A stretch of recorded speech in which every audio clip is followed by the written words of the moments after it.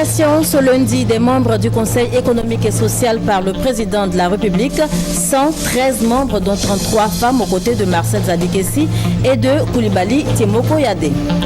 Démarrage ce lundi des travaux de bitumage de la route Bouna-Doropo dans le nord-est de la Côte d'Ivoire. Le top départ a été donné par le Premier ministre Daniel Kablan-Duncan. Dans l'actualité également, la célébration aujourd'hui de la Journée mondiale du patrimoine audiovisuel, l'archivage audiovisuel face au passage numérique, thème retenu donc pour cette 8e édition. Voilà pour les titres, Madame, Monsieur, bonsoir. Je vous le disais en titre, nomination ce soir des membres du Conseil économique et social par le chef de l'État, 113 membres dont 33 femmes aux côtés de Marcel Zadikessi et de Koulibaly Tiemoko Yadé. Lecture du communiqué de la présidence de la République par le ministre Marcel Amontano, directeur de cabinet du président de la République. Le président de la République a procédé ce lundi 27 octobre 2014 à la nomination par décret numéro 2014-642 du 27 octobre 2014 de membres du Conseil économique et social. Cette nomination vient en complément des précédentes nominations de M. Marcel Zadikessi en qualité de président du Conseil économique et social par décret numéro 2011-93 du 13 mai 2011, puis de M. Tiemoko Yadé Koulibaly en qualité de premier vice-président de cette institution par décret numéro 2012-373 du 20 avril 2012. Sont donc nommés membres du Conseil économique et social à compter de ce jour. Messieurs Aboua Gustave, Adjei Dominique, Agbayi Félicien, Ali Hervé, Ba Karamoko, Bamba Amara, Bamba Kassoum, représentant de la Chambre nationale des métiers de Côte d'Ivoire, Bamba Moriféré, Mesdames Bamba Mousso, épouse Touré, Baro Ami, épouse Soumaoro, Messieurs Baudois Yao Maxime, Bé Yeo, Bois Kémélé, Amouakon et Djampan, Madame Boussoun Guessan Agnès, Messieurs Kasseignan Antoine, Chiapo Georges, Sissé Aboubakari, Sissé Daouda Salif, Kofi Magloire Clotaire, Madame Col Marie-Reine, épouse Koné, Monsieur Koulibaly Abdoulaye, Madame Koulibaly Madjara Yao, Messieurs Koulibaly Wamien, Koulibaly Sunkalo dit Charles Sanga, Madame Courcio Jennifer Flora, épouse Rouba, Messieurs Dako Zawi Thomas, Delafosse René, Dambélé Sori, Monsieur Diabagaté Aliadji, Mesdames Diagou Janine Bénédicte, épouse Vaudier, Diakité Fatoumata, épouse Kanaté, Messieurs Diallo Amadou, Diomandé Drissa, Madame Diop Louise Aminata, Messieurs Djouka Anzeni, Ekra Alain, Elola Ramatou, épouse Koulibaly, Messieurs Ezan Akele, Fakri Karim, Gadebekou Samuel, Bebe Jean-Baptiste, Gogwa Nizako Vincent, Madame Guéré Bla Nadine, Monsieur Incho Arsène, Mesdames Irie Lou Rosalie, épouse Boti, Kakoutier Colette, Messieurs Kakou Gikawe Maurice, Kakou Mathias Devigny, Kambiré Jean, Kouri Joseph, représentant la Chambre de commerce libanaise, Kobenan Anaki Innocent, Kofi Guillaume, Kwazan Étienne, Konan Kwame Charles, Konan Venance, Madame Koné Colette, épouse Koné, Monsieur Koné Lazeni, Koné Mamadou, Madame Koné Marie-Louise, Messieurs Koné Yacouba, Kwablan François, Mesdames Kwame Ama-Christine, épouse Dadier, Kwasi Euphrasie Hortense, épouse Yao, Kwasi Martine, Monsieur Kwasi Toussaint, Madame Koulibaly Mariam Fetegué, Monsieur Legras Jean-Louis, représentant la Chambre de commerce française, Madame Loukou Apolline, Monsieur Magne Pierre, Madame Montagnier Josilor, Messieurs Mandou Alain, Ndri Yokoli, Nzi Désiré, Nzi Nguessan Gabriel, Ngueta Judicaël, Odje Tchakoré Joseph, Oga Léon Georges, Ouattara Abdoulaye, Ouattara Bakaramoko, Ouattara Daniel, Ouattara Largaton, Ouattara Mamadou, Madame Ouattara Mar Fatou, Monsieur Ouattara Sanka, Ourega Bernard, Madame Pen Cécile, Porquet Salimata,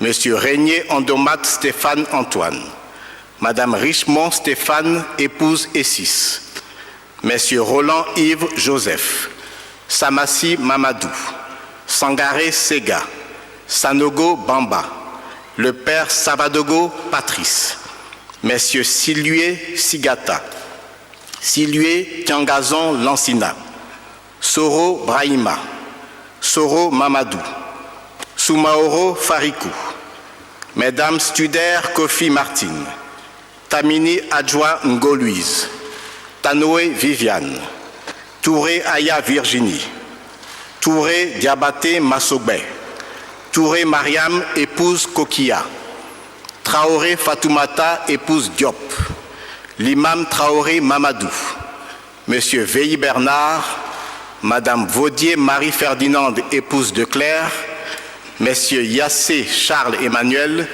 Yapobi Désiré, Yeo Tchovaga et Zobré Kokobo André. La rentrée solennelle du Conseil économique et social aura lieu le jeudi 30 octobre 2014 à 10 h au siège de cette institution, sous la présidence du premier vice-président, M. Temoko Yadé Koulibaly, qui assure, conformément aux textes en vigueur, la suppléance du président du Conseil économique et social. Fait à Abidjan le 27 octobre 2014 pour le ministre d'État, secrétaire général de la présidence de la République, Marcel Amontano, ministre, directeur de cabinet du président de la République. Je vous remercie. Et justement, dans le cadre des préparatifs de la cérémonie marquant la rentrée solennelle du Conseil économique et social, Monsieur le Premier vice-président prie, Mesdames et Messieurs les conseillers économiques et sociaux de bien vouloir se présenter le mercredi 29 octobre 2014 de 9 h à 17 h au siège de l'institution 6 au plateau pour affaires les concernant. Notez que le présent communiqué tient lieu de convocation individuelle. Venons-en à présent au lancement des travaux de bitumage de la route Bouna-Doropo. C'est dans le nord-est de la Côte d'Ivoire, à la frontière ivoiro-burkinabé. Un tronçon long de 91 km dont la réalisation vise l'accroissement du trafic et des échanges entre les deux pays. Le top départ a été donné ce matin même par le Premier ministre Daniel Kablan-Duncan.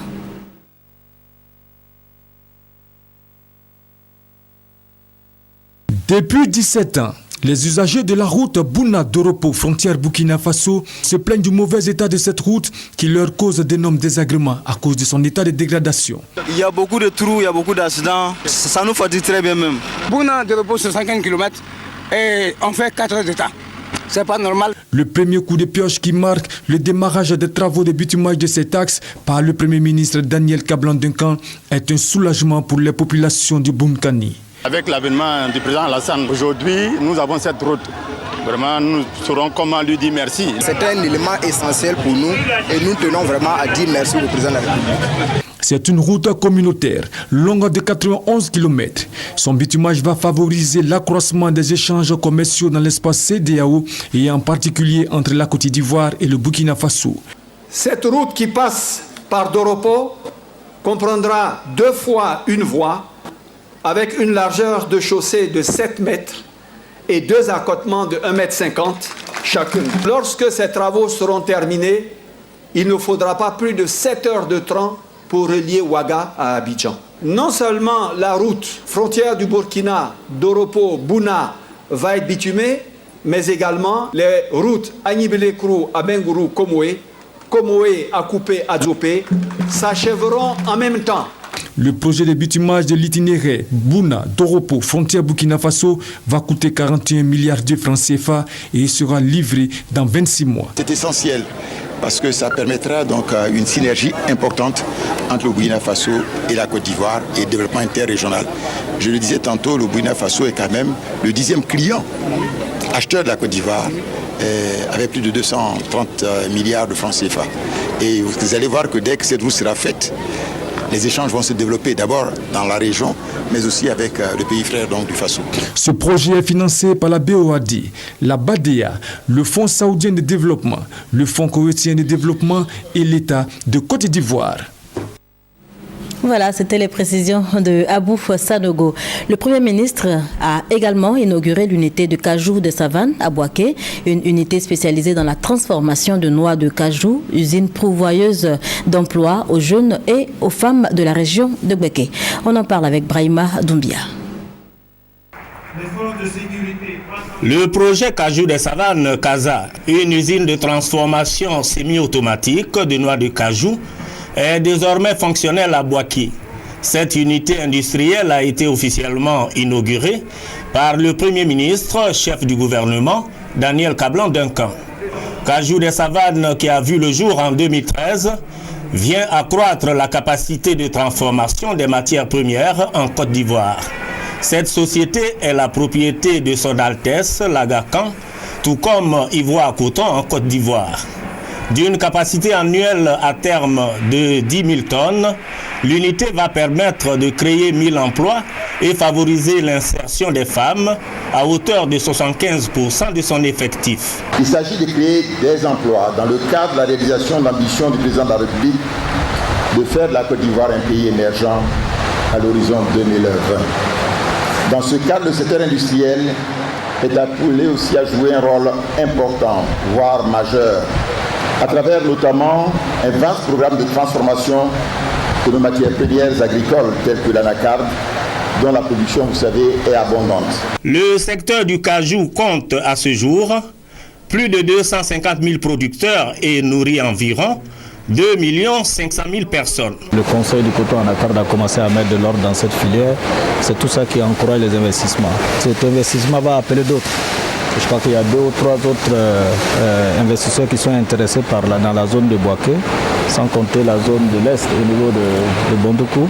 Il faut bien comprendre qu'ici, il s'agit de la première transformation.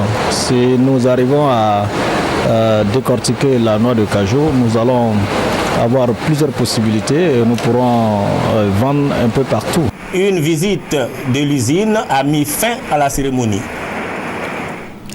Intéressons-nous à présent au projet d'équipement de l'administration ivoirienne en kit téléphonique, un programme du gouvernement ivoirien qui concerne surtout les régions enclavées privées des services de télécommunications de base tels que le téléphone ou encore l'Internet. Le gouvernement, pour donc remédier à cette situation, a décidé d'entreprendre de gros investissements. Les résultats sont déjà probants. L'action a donc été saluée à Ananda. Hugues Hervé-Blé. Dans la sous-préfecture d'Ananda, comme dans bien d'autres localités des départements de Daoukro et Prikro, finit les problèmes de communication téléphonique. L'Agence nationale du service universel de télécommunications en Sud est chargée de déployer sur le territoire national le réseau qui permettra d'offrir à toute la population les services de télécommunications de base, téléphonie et Internet. Le lancement officiel à Ananda de la remise de kits téléphoniques à l'administration publique marque la fin des travaux de l'ANSUT dans la région de Lifou. Une présentation succincte du projet CDMA. Il s'agit du déploiement d'un réseau de télécommunications alliant à la fois les services de voix, de données et d'Internet haut débit sur un même support sans fil. Point important pour l'administration publique, désormais les services de télécopie seront disponibles. Il faut noter aussi la gratuité des appels entre lignes fixes qui sera désormais disponible. Et ça, c'est d'autant plus important pour l'administration publique. La technologie sans fil a été choisie pour l'équipement de 8 localités anciennement enclavées de la région de Lifou. Son bon fonctionnement a été prouvé au cours du premier appel officiel. Il a été passé au président du PDCI RDA, Henri Konambédié, fils de la région de Lifou. Allô?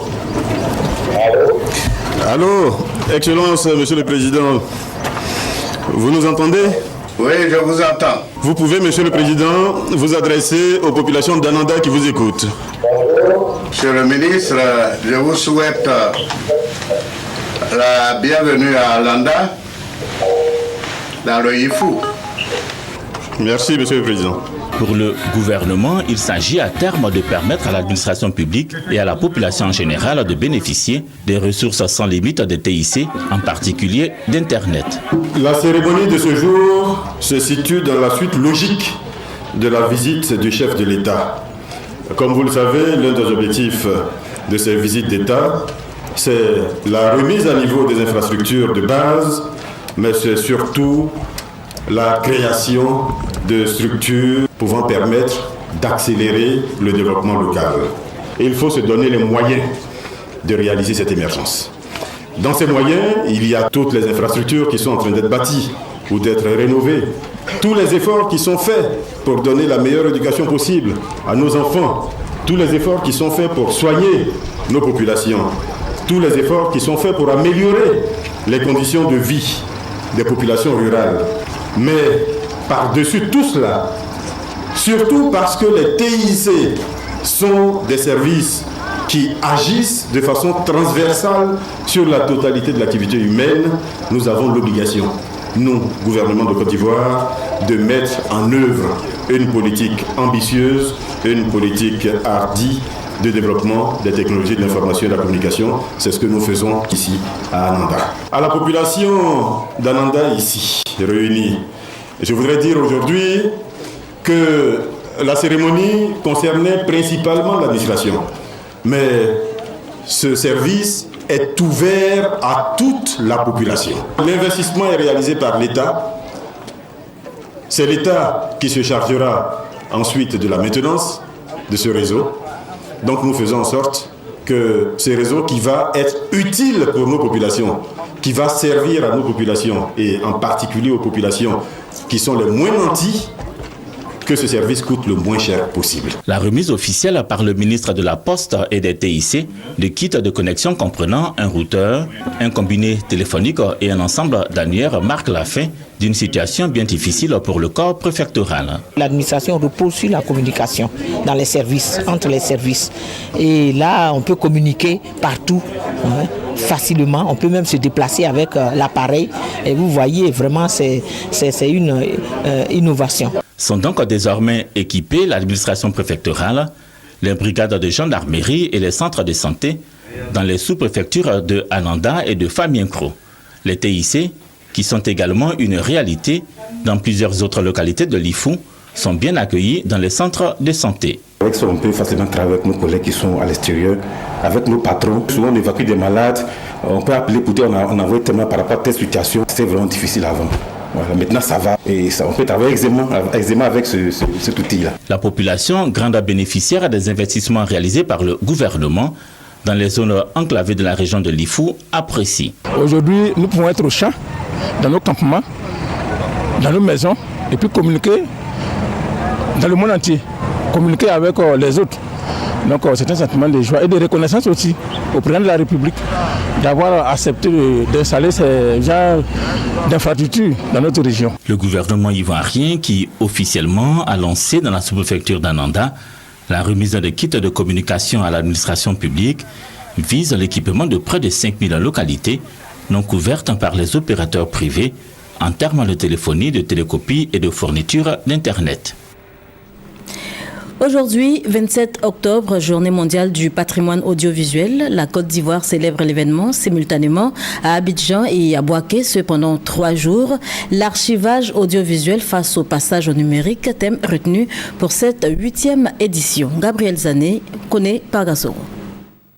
Cette journée a été instituée en vue de mettre en exergue l'importance de sauvegarder le patrimoine audiovisuel. Favoriser une prise de conscience des enjeux spécifiques, institutionnels et patrimoniaux de ces ressources. En Côte d'Ivoire, il reste encore beaucoup à faire. Et nous voulons vous appesantir sur le numérique, d'où le thème national, l'archive audiovisuelle face au passage au numérique. La journée mondiale du patrimoine audiovisuel a été décrétée en vue de soutenir les initiatives de préservation et de rendre accessible le riche patrimoine audiovisuel mondial, la mémoire de l'humanité. Les archives cinématographiques, télévisuelles, radiophoniques sont plus que jamais menacées par le numérique au dire du représentant de l'UNESCO. Selon lui, la préservation des archives est primordiale, voire nécessaire. Des millions de films, de bandes et de disques audiovisuels et vidéo risquent ainsi de disparaître. Pour répondre à cette menace, nous devons prendre la mesure du défi, sensibiliser le public à son existence et proposer des solutions. Nous devons également imaginer de nouvelles approches pour les programmes d'archivage et former des archivistes à s'adapter à un environnement politique, technologique et culturel changeant.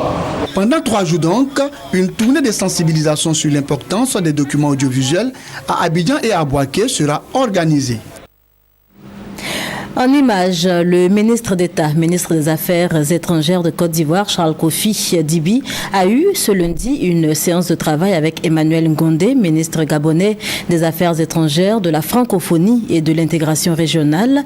C'était l'occasion pour les deux hommes de revisiter les accords validés à Libreville au cours de la 2e session de la commission mixte de la coopération entre la Côte d'Ivoire et le Gabon en juin dernier, avant donc de se pencher sur le programme de la visite prochaine en Côte d'Ivoire du président gabonais. Adama Bictogo, à Tia Salé et à Sekensi, le secrétaire général adjoint chargé des questions et mouvements politiques du RDR, était dans ces localités pour sensibiliser les militants du RDR à soutenir donc la candidature unique du président Alassane Ouattara à la prochaine présidentielle. Francis Boifo. Sans détour, le secrétaire général adjoint chargé des questions et mouvements politiques du Rassemblement des Républicains RDR, Adama Bictogo, a expliqué le sens de l'appel de Daoukro aux militants RDR de Sikensi. Appel du président du PDCI RDA, Henri Konan Bédié, invitant les militants de son parti à soutenir la candidature unique au sein du RHDP du président Alassane Ouattara à la présidentielle de 2015. Si nous considérons que la famille RHDP a un seul objectif, c'est la conquête du pouvoir d'État, parce que nous avons un programme de gouvernement commun et qu'aujourd'hui le président Alassane Ouattara a su mettre en œuvre le programme de gouvernement commun décidé par nous tous, le PDCI, l'UDPCI, le MFA et le RDR, alors il était bon qu'un consensus se dégage. Le président Henri Konan Bédié, par son appel, permet à tous les Ivoiriens de libérer toutes leurs énergies pour qu'ensemble, nous ayons une même vision, la Côte d'Ivoire émergente en 2020. À la rencontre qu'il a eue avec les militants RDR de Tia Salé, Adama Bictogo est revenu sur la nécessité de faire réélire le président Alassane Ouattara. Et pour favoriser les actions de développement du chef de l'État, le secrétaire général adjoint chargé des questions et mouvements politiques du RDR demande aux populations ivoiriennes la paix et la cohésion sociale. Dans l'actualité également, le top départ de l'Abissa 2014, ce rendez-vous festif culturel des Nzima Kotoko a démarré hier. L'événement, notez-le, marque le début de la nouvelle année chez ce peuple. Herman Niamia. Le Guazo, ou la cérémonie des remises de l'Indongolais, le tam-tam sacré au peuple par le roi. C'est le début de la semaine de danse de l'Abissa, la semaine dite bruyante. C'est donc par une procession que l'Indongolais a été conduit de son lieu de retraite au palais royal. Les bénédictions terminées, l'Indongolais est installé sur la place de l'Abissa.